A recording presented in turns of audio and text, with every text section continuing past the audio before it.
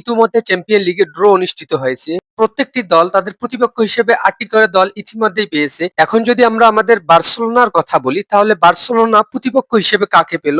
প্রতিপক্ষ হিসেবে যাদের পেয়েছে তারা প্রত্যাশার থেকেও বেশি শক্তিশালী।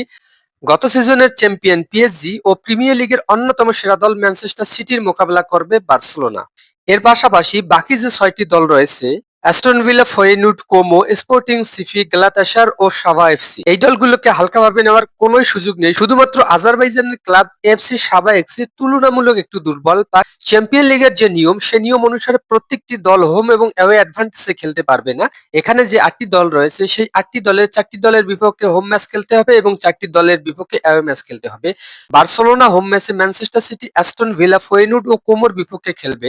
এদিকে অ্যাওয়ে ম্যাচে পিএসজি, স্পোর্টিং সিফি, গ্যালাতাসার ও সাবা এফসির বিপক্ষে খেলবে। হোম ম্যাচের যে অ্যাডভান্টেজ এই অ্যাডভান্টেজ গুলো নিতে হলে বার্সেলোনাকে অবশ্যই ভালো ফুটবল খেলতে হবে। হোম ম্যাচের প্রতিপক্ষ যারা অ্যাওয়ে ম্যাচের প্রতিপক্ষের থেকেও বেশি শক্তিশালী, কারণ বার্সেলোনা হোম ম্যাচে সিটি, অ্যাস্টন ভিলা, কোমো, ফয়েনুর্ড এই দলগুলোর বিপক্ষে খেলবে। এই দলগুলোর প্রত্যেকটাই শক্তিশালী, কারণ গ্রুপ ফেজে যে দলগুলো শক্তিশালী দলের বিপক্ষে মোকাবেলা করে তারা পরবর্তী সময়ে আস্তে আস্তে নিজেদের সিস্টেমটাকে দাঁড় করাতে পারে এবং পরবর্তী ম্যাচগুলো তাদের জন্য সহজ হয়ে ওঠে।